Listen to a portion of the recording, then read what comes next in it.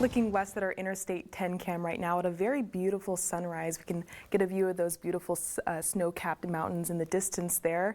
And we can see things are dry, calm, and clear.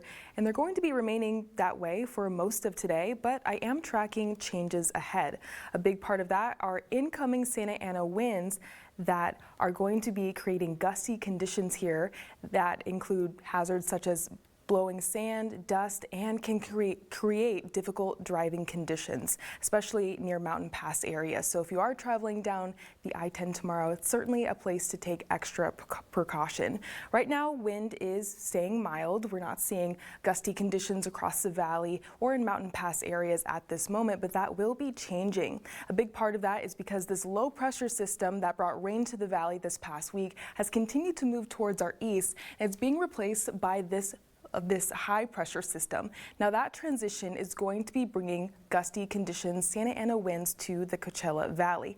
Now for most of today, staying relatively calm, but as you can see by 11 p.m. tonight, we already see the effects of those Santa Ana winds, especially in mountain pass areas where gusts are reaching 30 miles per hour up towards the high desert and even here on the valley floor. Now that'll be continuing into tomorrow as well. We could see wind gusts as high on the valley floor as high as 42 miles per hour. Near Desert Hot Springs, 42 miles per hour as well, and 38 miles per hour in the high desert in Yucca Valley. So gusty conditions across the Coachella Valley, and that's a big reason why we do have this first alert weather alert in place for both tonight into tomorrow afternoon as we continue to track gusty conditions. By tomorrow night, we will see that winds will start to die down, but for now we do have these precautions in place.